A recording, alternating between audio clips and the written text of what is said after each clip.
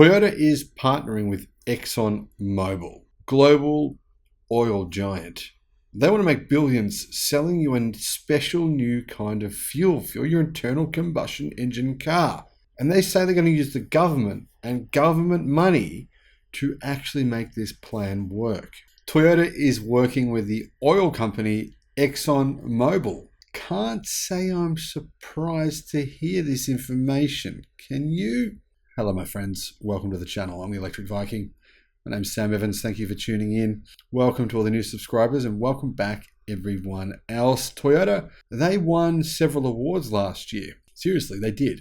All of them interesting accolades. Most of them range along the lines of something like the award for being the company that tried to promote fossil fuels harder than anyone else. The reward for being the company that lobbied governments to not support EVs harder than anyone else. Seriously, those are the kinds of awards they won last year. No good ones that I'm aware of anyway. By the way, last year as well, they did hit a landmark number of court cases. Toyota is in court right now all over the world. Why? Because it has its own diesel emissions scandal. It's been tricking people with its emissions for a long time. In fact, for 20 years, it's been falsifying the emissions of its truck company, Hino. And of course, it's had a whole bunch of other emission scandals here in Australia, other countries as well. There's all these massive multi-billion-dollar lawsuits going on. Of course, you wouldn't know about this stuff because the media, when it comes to Toyota, they don't generally talk about it. Now, the ex-CEO of Toyota, who is now the president, says that he's been unfairly targeted by the media. It's not fair, he says. They're going after him. It's a witch hunt. Yeah, no. I don't think so, my friend. Now, Toyota and Exxon Mobil are testing so-called low-carbon fuels in gasoline engines. Toyota hasn't made enough EVs. They've made almost none. 0.2% of their sales last year were electric cars. They don't have a platform. They don't have an EV-specific platform. They don't have an EV factory. In fact, they don't even have an EV-specific production line. So Toyota's like, well, what are we going to do? Let's use low-carbon fuels. The fuel blends are made from so-called cleaner feedstocks and could one day cut greenhouse gas emissions from internal combustion engines by as much as 75% compared with regular gasoline, say Toyota and Exxon Mobil, because they'd like to sell you billions of dollars of this stuff. Who knows what it is? Exxon Mobil and Toyota formed a partnership to test out low-carbon fuels in gasoline engines, saying they're offering a way for drivers to reduce emissions without upgrading to an electric vehicle. The fuel blends are made from so-called cleaner feedstocks, chemicals I'm guessing, and could one day cut greenhouse gas emissions from internal combustion engines by as much as 75% compared with regular gasoline, said Andrew Madden, Exxon's Vice President for Strategy and Planning, citing initial trial results. One day, up to 75%. I'm going to guess that day will never come. The fuels proved compatible with Toyota's vehicles, raising the prospect of a drop-in solution that could compete with battery-powered cars in the future. Isn't this an interesting strategy from Toyota and Exxon Mobil to continue power strategy of oil companies holding us hostage, forcing us to buy their product? It's like a way of extending that. It's a way for Toyota to keep that going. I mean, now they've got a partnership with Exxon Mobil. Clearly, it's in their interest to sell you a gasoline-powered vehicle. The fuels are very much of the test phase and would require government policy support before becoming commercially available.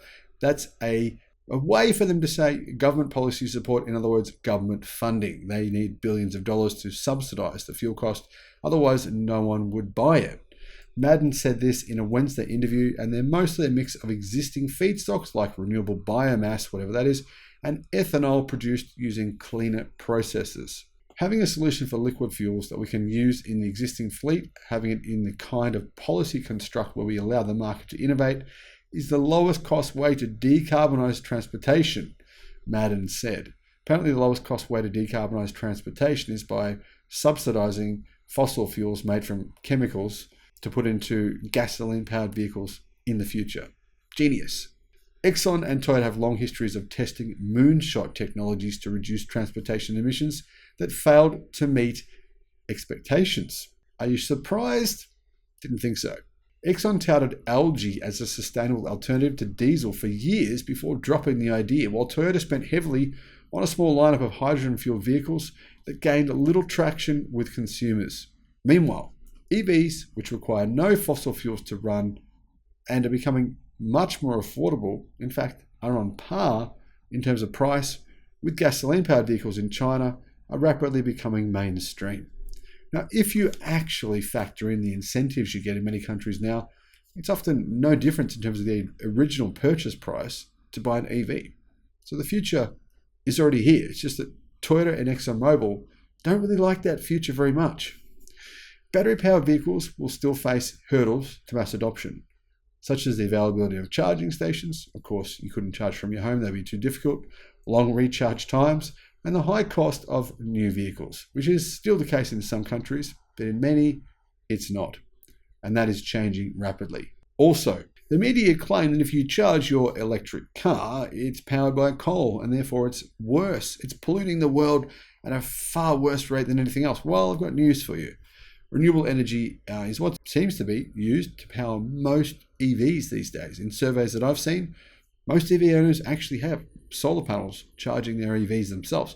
In addition to that, solar and wind are the fastest growing source of energy in the world. Many coal power plants are scheduled for shutdown this year or within the next 5 years. New EV customers are currently entitled to tax credits in the US and many other countries. Exxon and Toyota say that the better policy would be to focus on so-called life cycle emissions, which would take into account EV reliance on the grid. Of course, every grid is different. I mean, every single state, every single location, town, everyone has a different grid, so that would be very complex. A life cycle emission standard would also reward low carbon fuels produced by companies like Exxon and Toyota together and drivers of internal combustion engines. Now, I'm not really sure how Toyota plans on making that work, because how do you actually work out whether or not the person who bought that electric car is simply charging it on solar all the time? And what about the fact that within, say, 2, 3, 4 years, many cities all over the world are planning on installing massive amounts of renewable energy? How would you actually factor that in? You couldn't. It's impossible.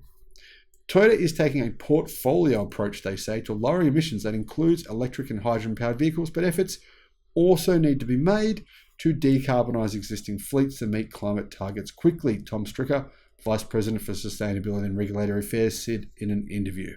No matter what you think the pace of electrification transport might be, there will be a billion, if not hundreds of millions of vehicles on the road for quite a long time, he said. Lower carbon fuels will be quite important in achieving those greenhouse gas reductions quickly, meaning these fuels will work. Well, interesting how he goes from there will be a billion, if not hundreds of millions on the road. A billion? Really? Maybe he should work out how many cars are actually in existence right now. It's nowhere near as many as what he thinks. That would be a good start. Now, if this is the guy who's making the decisions on whether or not we should actually use these ridiculous fuels or not, I'm sorry, my friends, but we're in for a bumpy ride. Let me know your thoughts in the comments, and thank you for watching. Bye-bye.